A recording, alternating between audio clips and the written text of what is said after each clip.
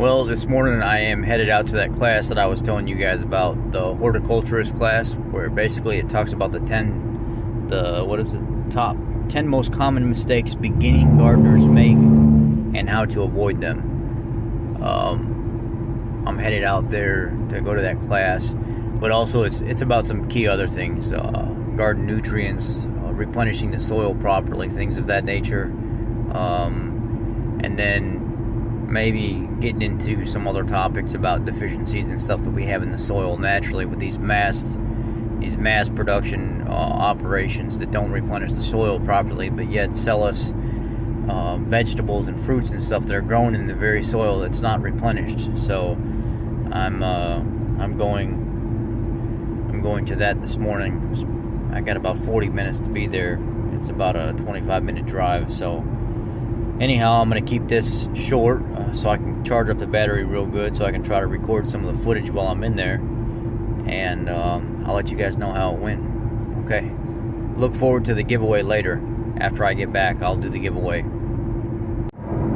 Hey guys, it was a very informative class. I learned a lot. I also talked about keto and carnivore in the class a little bit. I was able to speak for probably 10-15 minutes to everybody that was in the group, and there was 4 or 5 people in the front row, 3 or 4 people in the second row, so I'd say probably 17 to 20 people in the little class. Anyhow, I was able to speak about medical lies and why people are so deficient in micronutrients and stuff, and the way vegetables and stuff are forest grown and things of that nature.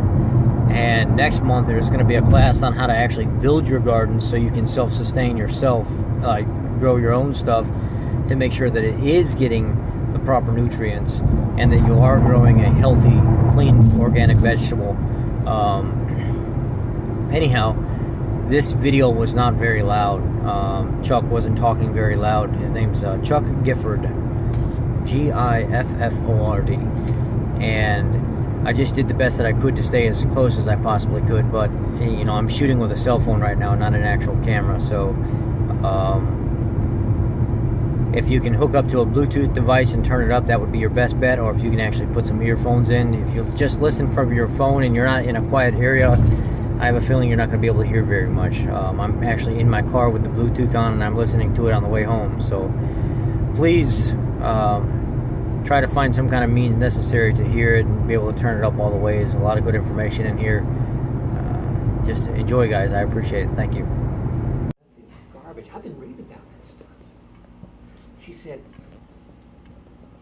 if it's got a wrap around it, it's either got too much fat, too much salt, too much sugar. And my belly's getting big. It's from eating that garbage coming out of the grocery store. She said, I read the books, and I roll around the edge, and I buy the vegetables. And at best, that stuff's 2 weeks old, and it just don't taste like yours. So I want to grow my own. So Uncle Earl comes to her house the first part of March, and she says, here's where I want my garden at. And he looks at her and goes, honey, problem here. You see that big oak tree right there, those 2 big pine trees? You don't have enough sun. Hey, you don't have enough sunshine here. You gotta have at least 8 hours of good sunlight for a garden.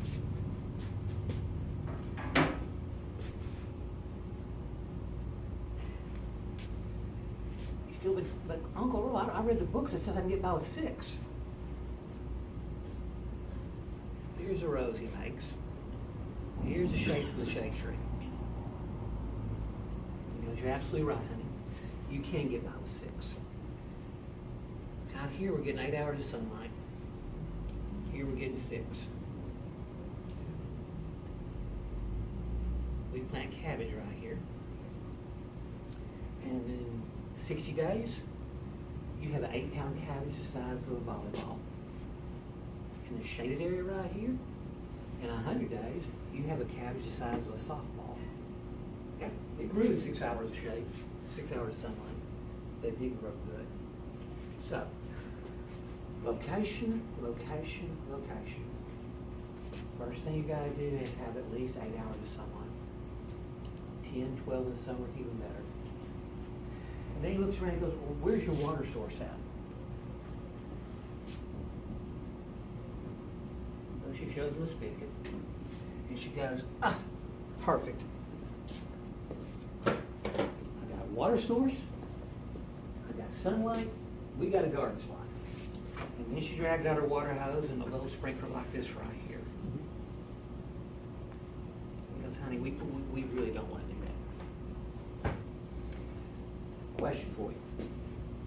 Would it be better to water 5 minutes a day, 6 days straight, or one time for 30 minutes? I'm impressed. Why? Because 5 minutes is just gonna run off, it's not even in the soil, probably. You're supposed to soak it in that.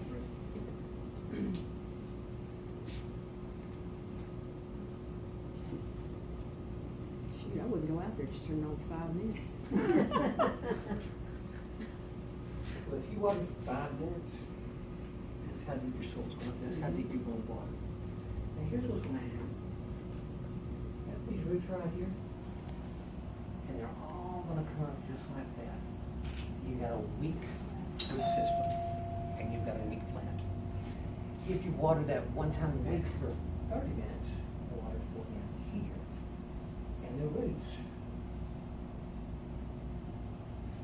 are going down there. Much, much stronger plant. Okay. That little overhead sprinkler I just showed you, why don't we want to use it? Okay, what's the problem with wetting the leaves? When it rains, it wets the leaves. More evaporation. Rain comes down, Cooks them. hits the ground, it splatters on the bottom of the leaves. On the bottom of the leaves, there are pores called stomates. This is where your soil-borne diseases make access to your plant. So, long 8 hours of sunshine, we want a water source and we want to water right. Water 30 minutes at a time, once a week, not 6 times a week for 5 minutes. Have our average frost in mid-March, the 12th of March, 12th of November is the most considered the average frost date. And our last frost on average is on the 18th of March. So Uncle Earl comes to you first part of March. He's getting ready to garden. Why do we want to plant as early as possible? Well, I can brag that I got the first ripe tomato. That's usually right. That's a good answer. That's a good answer. But that's not the reason we plant that early. We're trying to get ahead of the insects. A lot of the insects don't hatch out till it's hot. Think of an insect like a predator. When a lion is picking out its prey, there's hundreds of antelopes there. And there's this buck who's jumping straight up. He wants to be able to see that lion. That's not the one the lion's going to pick out. That big, strong buck, he might kick that lion and break his jaw. He's out of business.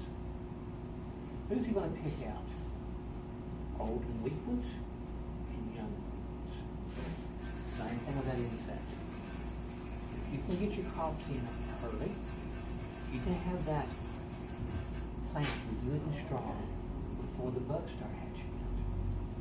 So, we want to start planting in mid-March. We don't want to wait till May 15th because my neighbor's got cucumbers already. It's too late.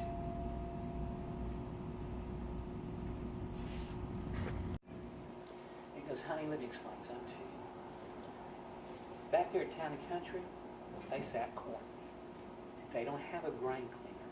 They have a seed cleaner. The reason for it is it makes a cleaner product. He said, when the people who harvest seed to sell seed to other growers, they put it through one of these cleaners, and the best of the best of the best, he keeps for himself. Then the best of the best, he sells to other growers on the greenhouses. And then the best goes to people like Town and Country, people who buy seeds not by racks, but by the ton. because they're selling to truck farmers, people who depend on it. They keep going through these series of screens, and then they get down to the people who make packaged seeds, the Berkeys, the Balls, the Livingston seeds of the world. Good seed, but not near as good as what I'm selling in bulk, and not near as cheap either. And they keep going through another screen, and this is what the next screen's going to go to the grocery stores. Makes a little package of seed, and you notice you never have any luck out of it. And finally, we get down to the, rock bottom. It's got weed seed and everything else in it. And that's a 10 for $1 you find at the dollar store. It's the pictures on the package are worth far more than the seed is. Don't waste your money. Don't waste your time on that. Now your seed's going to come up. So when you're seeing a row and you got all kinds of good seed, good stuff coming up, and then there's a skip. It does it again. This is a row, this is plants coming up, and you see the skip right there? That's to be expected. You'll hear farmers talk about planting their skips. That's part of the game. So,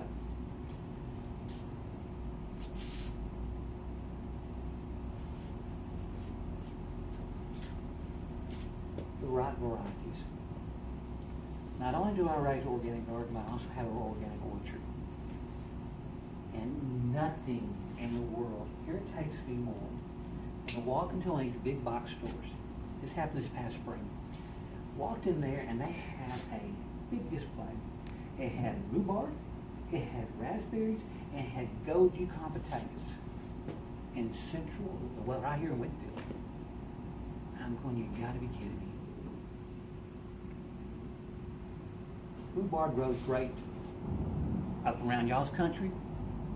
It burns up here. Yukon potatoes, never will make here. Raspberries, LSU's been working for decades to get a raspberry variety that will grow here. They can't do it. If they can't do it, I don't imagine any of us can.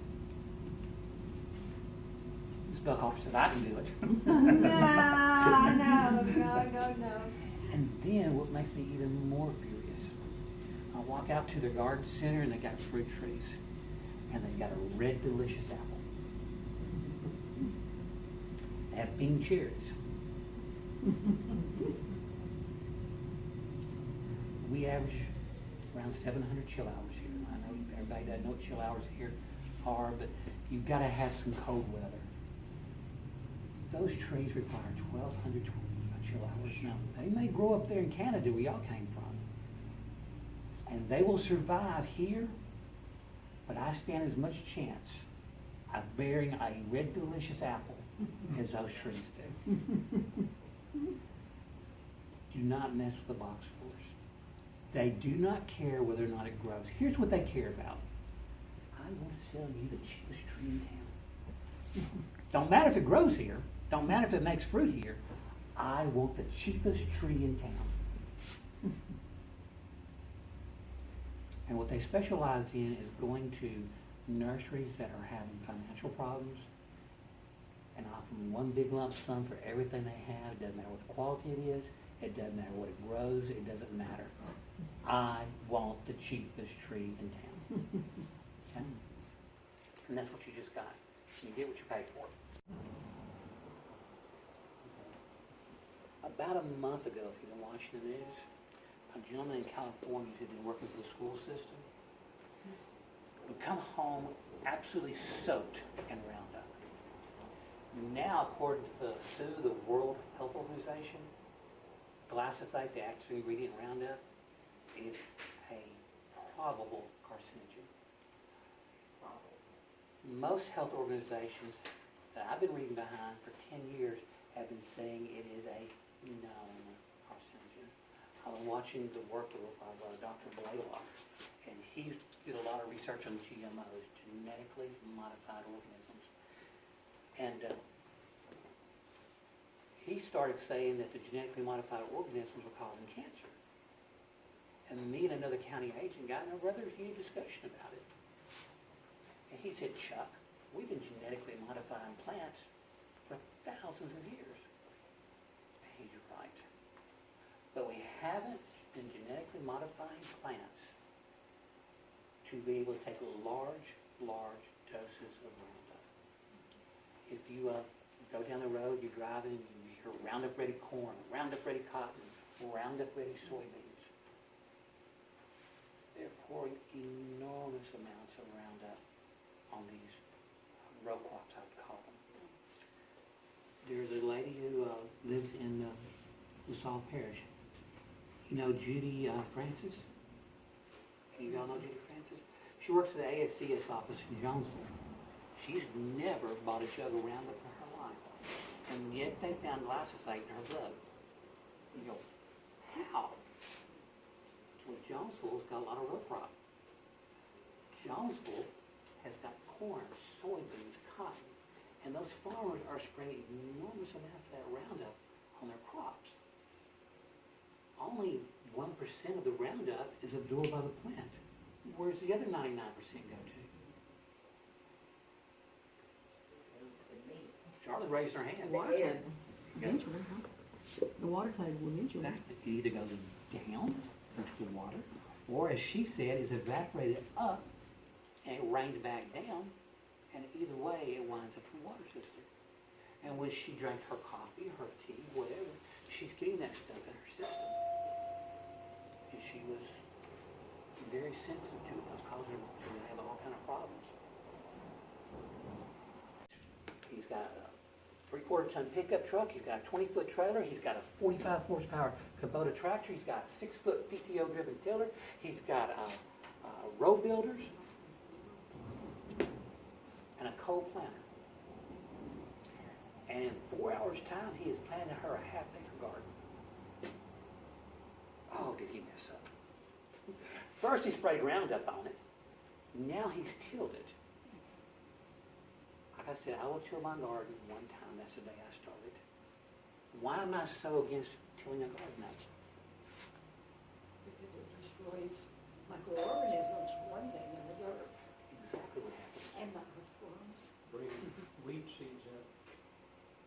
Yeah, you're right on everything you just said.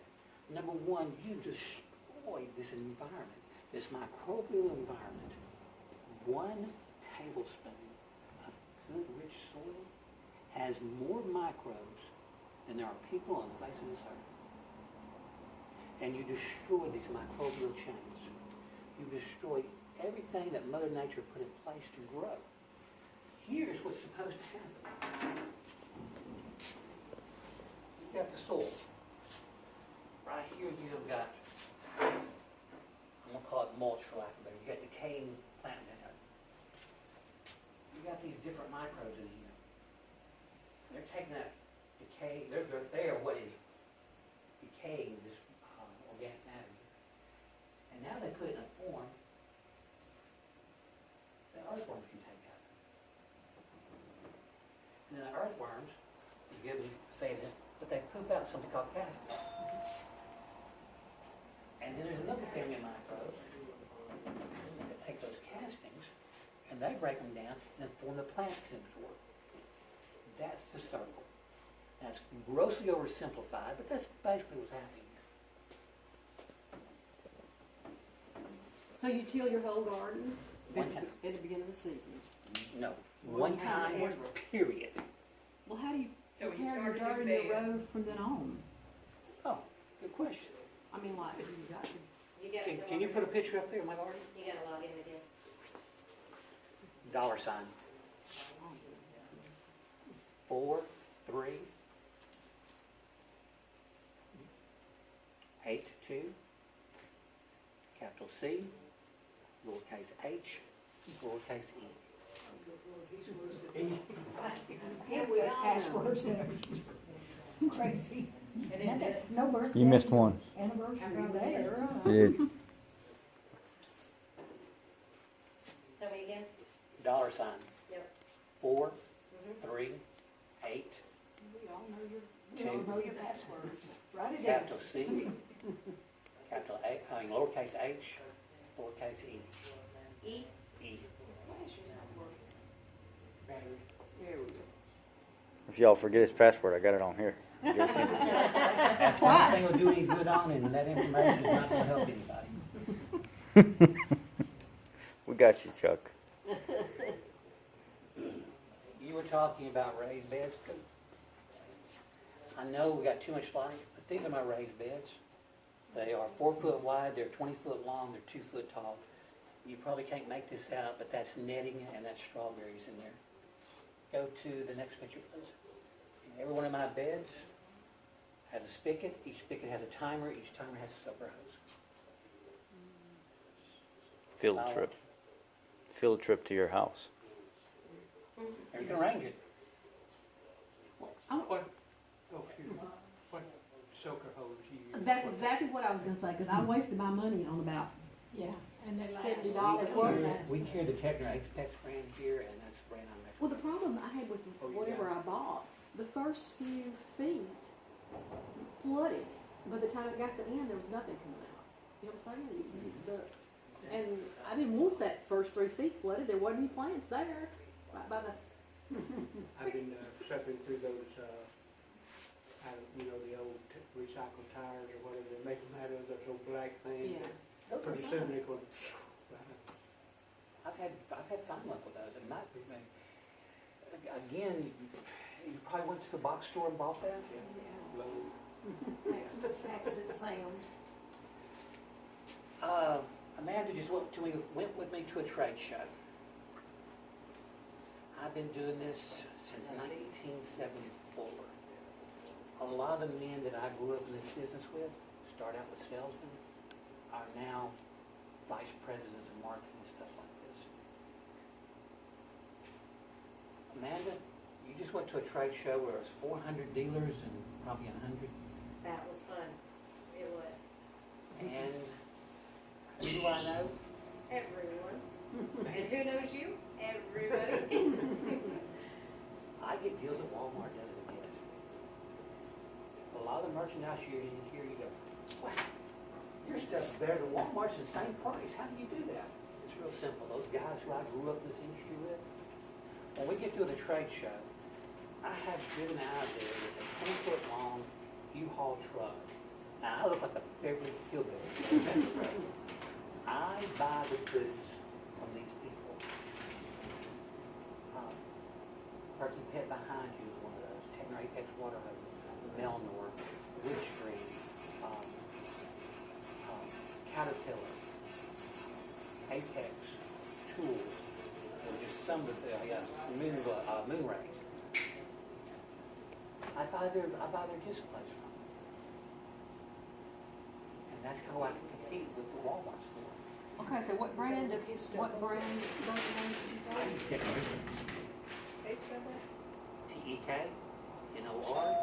capital A, T-E-X. those are the black. And is it okay if you use recycled tires in your organic vegetable? Don't drink it. I have no idea what's in them. But by the time the earthworm gets through with it, Then you think it's okay. earthworm is so good at what he does, he can clean up a nuclear waste site. Our preacher, Jimmy King, they had a oil field company down South Louisiana, and they had some chemical spills or oil spills, and they could have spent hundreds of thousands of dollars digging it up, but they could buy $10 worth of earthworms. Well, how did you, on the South Coast, how did you solve that problem of so much of it coming out that first few feet? I've never had that problem. I had to buy cheap water hoses. Well, I didn't think they were, they were what they had. I didn't think they were that cheap, but. Yeah, another problem is where they screw right onto the connector. Mine do that. You know how we're down about Oh, that? these were brand new. I mean, about 14 volts of water there. Yeah. In the sun, our sun. Sometimes they have to do with how much water pressure you have. Yeah, I tried adjusting your water pressure, but then you don't get any of it. You have to have a certain amount of pressure to get it all the way in your hose. You got kinks in your hose or anything. They have regulator valves that you can put in line with it, where you can turn it up or you can turn it down to help self-regulate that if it's too much. Yeah. I bought a faucet that had a well, we used to call them stopcock, you know what I'm talking about? So that I could regulate the flow. We just bought a real heavy duty one where we actually paid some good money for it, and you can dial it down or turn it up, and there's no like what you want Well, is and what the you other get. thing I think it would be better to have a shorter hose. I think I may have bought I was trying to get it around from the And you're edge, okay you with know? that? Right. And I think if I'd gotten shorter hoses and used more hoses, maybe that would help. You just ask the question, no, I do not use chlorinated water in my garden. I have, my pipes in my house have never tasted chlorine. I have a house-wide water filter. If you don't want to drink it, I don't want to stew it in a bathtub. So, my garden has never tasted chlorine. You use reverse osmosis water filter. It is a Big Chief water filter, and I'm not sure how they do it, but I do know the water comes out far, far better. I like the taste of my water better than Dasani or bottled water. We talked about how bad the food is in the grocery stores. Cover her ears. Whose ears are we covering? I bet most of y'all are not aware of this, but our teenage boys today, their sperm count is half of what the men from the 50s was. And part of the reason for it, you can uncover your ears now, sweetheart. Part of the reason for it is we're drinking out of these plastic bottles. And they say the heat releases chemicals into the water that's causing this problem. They go, well, I buy chilled water out of the refrigerator, out of the grocery store, or out of the convenience store. Yeah, I'm sure you do. But do you know how hot that bottle of water got in that warehouse? Or on that truck coming over to you? Or where they had it stored before they put it in that cooler? The USDA and the FDA are letting these manufacturers give out stuff that is just unconscionable. And to me, the only way to protect yourself from it is to make sure it tastes better, it's better for you, it's more nutritious. Most of y'all already know, you know that back in the mid-80s, I thought it was pretty hot stuff. I'm an amateur martial artist. You have to sleep right, you have to work out right, and you have to eat right if you can compete at the level I was competing. My kids, when they did good on report cards, we did not pay them with money. I thought that was wrong, but we did reward them. We would take them on, I guess you'd call it field trip. They would pick out some kind of activity, and they'd pick out where we eat at. This particular weekend, they chose a movie and all places to eat. Taco Bell, which probably means they had a little prize in the kids thing that they wanted, because it sure wasn't food. I walked up to the counter, and I ordered 2 or 3 little items, and I sat down at the table. I ate on every bit, and I'm just as hungry as I was going to do it. My body is screaming, nourish me, and I'm interpreting it as, see, there's a difference. I ordered a 4th item, and I'm still starving. I ordered a 5th item, and I'm still starving. And I'm going, come on now, Chuck, this is 2,500 calories you've eaten here. This isn't right. And then I realized that stuff that I was eating that they called food, my body was going, this ain't getting it. This ain't food. I went next door to Circle K and bought a quart of milk and drank it. I was pacified. I was not satisfied. Mm-hmm. The stuff that's coming out of these fast food stores, fast food restaurants, my body says it's poison. It will make me sick in the stomach. I feel sluggish. I feel horrible. I don't know what they got in there. And it ain't good. Okay. So Uncle Earl comes in, he rounds up the whole place, he's poisoned it with glyphosate. Now he kills it up, he's killed all the microbes in my ground, and then he makes rows.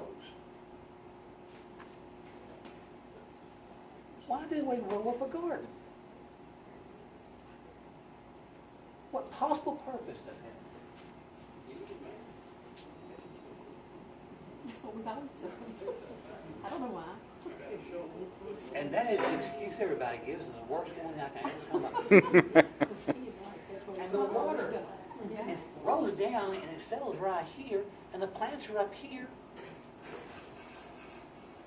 So why do we do that?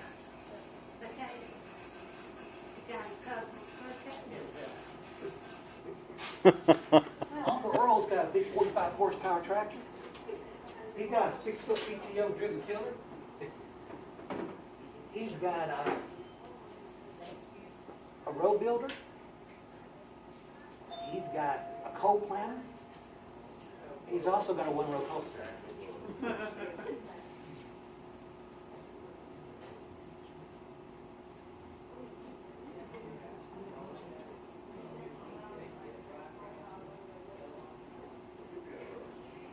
Those roads are designed for handle, for gardening with a tractor.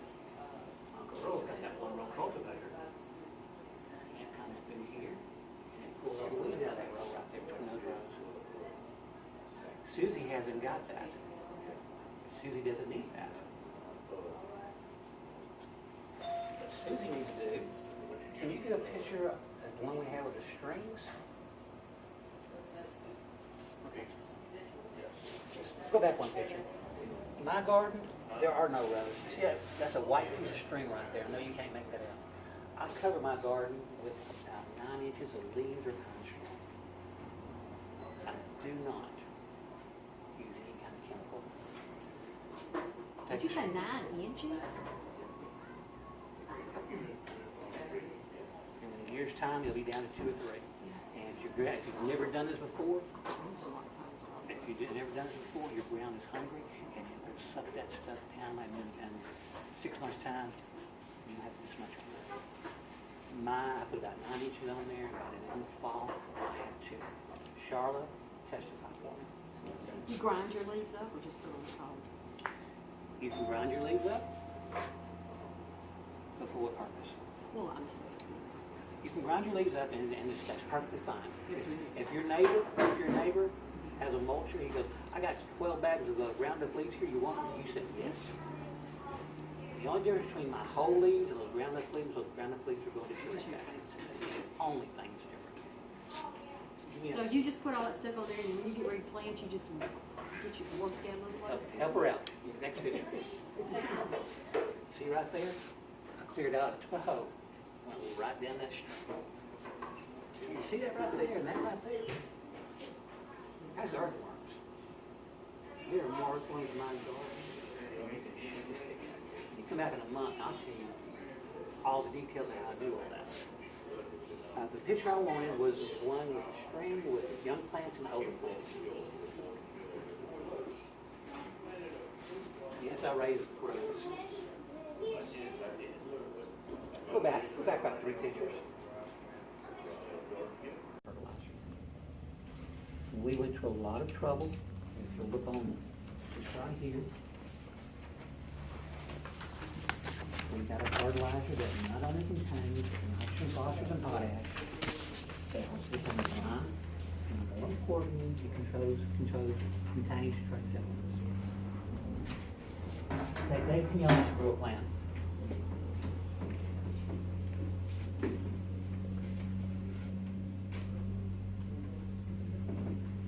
Takes carbon.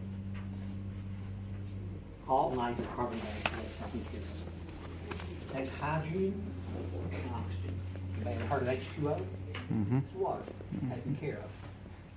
Takes nitrogen, phosphorus, and potash. These 3 numbers, right, 3 letters are here. Every fertilizer you ever bought, triple 8, triple 13, 8, 24, 24, 9, 12, 20. First number is nitrogen, second is phosphorus, third is potash.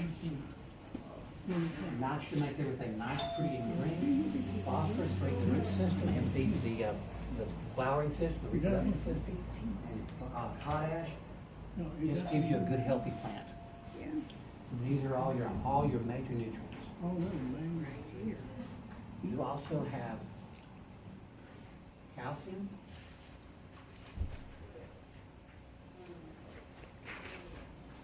magnesium, and sulfur. yourself.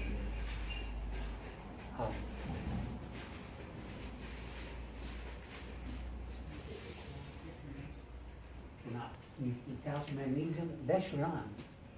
That's lime. Sulfur, you'll find that fertilizer right there. So far I've got your primary and your secondary levels all covered. And then it's got what we call a trace element package. What we are finding out here in this story is people come in with these problems. It's not an insect problem. It's not a disease problem. It's a deficiency problem.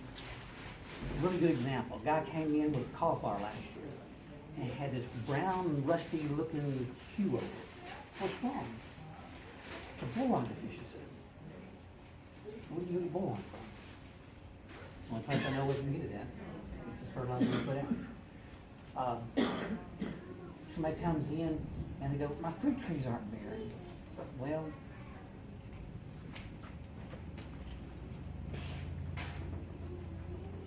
some guys zinc deficiency. If you don't have zinc, you are not going to have it. Pecan trees, especially susceptible to this. And then you got manganese, cobalt. I mean, there's another 12 total elements out there. This is the only place I know we can get this. We put this together because we solve the problems. The fertilizer you have, called Uncle Earl's favorite, especially made for central Louisiana. Now then, on the back of that sheet, if you will flip it over, is the most valuable thing you'll get tonight. It tells you when to plant. It tells you how deep to plant. It tells you the spacing between the plants.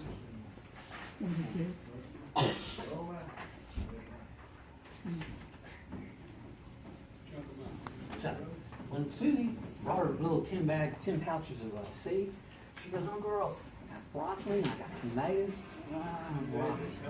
Number one, the seed you got probably more weed than it is seed. And number two, it's going to come in for broccoli. It's not going to grow. So, Susie got all excited back during June and she bought a bunch of tomato plants. Planted them, they didn't do anything. Got too hot on them. The picture perfect timing is between 55 and 85 degrees. Now, you can say, well, Chuck Upward goes good now, 95 degrees. Yeah, but most of your stuff won't. You've got cool weather plants. And you got warm weather plants. Right here, 55 to 85 degrees. Just about anything. When you get over into the 90 degrees, tomatoes aren't going to make.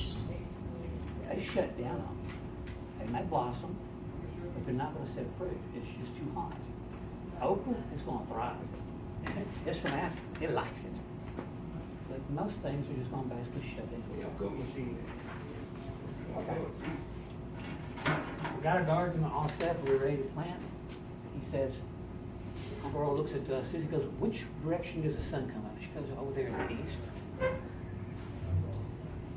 We're going to run our rows north and south.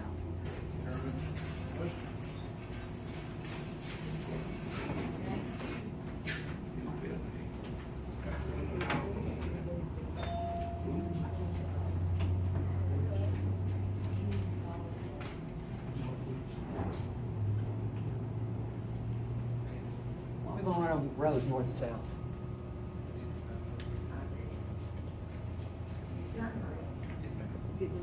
Everything gets the optimum sunlight. What are we going to find on the west side? The hot evening sun. It's the hottest part of the time of the day. I'm going to plant corn. I'm going to plant okra. I'm going to plant sunflowers. Okay.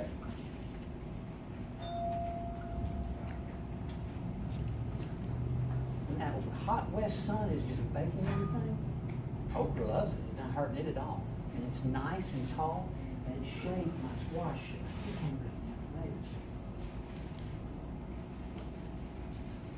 Huh. I got some, wow, I didn't correct spacing. If you look right there, you'll find the correct spacing. Here's something I see people do all the time. They plant the seeds so close together, and then they got these nice, healthy little seedlings, and they just can't bear to pull those things. Oh, did I hear somebody say they're guilty? That's me. Yeah. I can't commit murder. But what you've done is created so much competition for the nutrients there, none of them can thrive. I know it, but it's still hard to Just do. breaks your heart to do that, huh? It So you sacrificed all of them. There's still just a few of them. Okay, now we're talking about staggering. Which one of your babies you want to save? That's not quite that bad.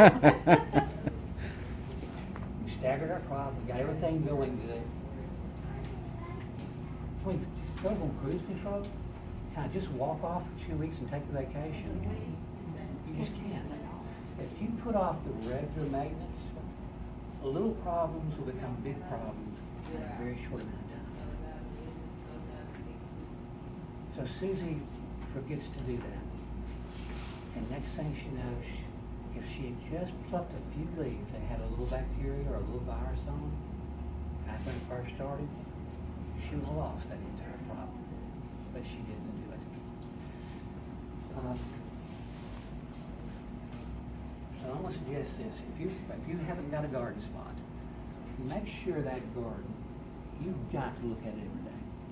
If you've got to look at it every day, I can only speak for myself. I get just a great deal of satisfaction just from walking the garden. It just has a very calming effect. It is my oasis for the day. And you know, you still go out there, you go, I'm not going to do that. And before you know it, you're down here and you're doing something in your garden. I'll be first one to say that I just love it. I enjoy it immensely. I get a great deal of satisfaction from watching stuff grow. I get a great deal of satisfaction knowing that my grandkids are getting good, healthy broccoli or whatever. That's broccoli right there. Last year, about this time, 5-year-old grandson, I'm out there on my hands and knees doing something like planting broccoli. And he walks up to me and goes, "Oh, Poppy, you're planting broccoli. I like broccoli." I said, "Well, good. I'm planting bunches of it." Hold on a second. There's no pictures of broccoli on there. He can't read. And I looked at him like, "Son, how do you know that's broccoli?" And the child looked at me as I was dumb as dirt, like asking, "How do you know that child's shirt back there is red?" I said, "Broccoli." Everybody knows it's broccoli. You know? Not everybody knows it's broccoli, but that just shows you that these grandsons that live less than a quarter mile from me and in our garden all the time, they're always learning. That's a good tip right there. Start them young. He calls it "help me." I call it riding his little electric tractor. We got a little trailer. Put this stuff in there. And, problem. I got a hornworm in my garden. Solution. I got a chicken coop over there, and they like hornworms. And he'll drive over there, and he'll get a great kick out of them eating those hornworms, right out of his hand. So anyway, the other thing I see happen, you've got a little problem that probably could be taken care of with a couple of snips of a pruner or scissors. You don't go over here and buy 3 different chemicals and declare war on them. Not only are you killing the worms that you want to get rid of, but you killed your ladybugs, your praying mantises, your dragonflies, and all the other good stuff that's in the garden. You don't have a sniper on top of a building over there and drop a nuclear bomb on them. And that's what they're doing when they do that.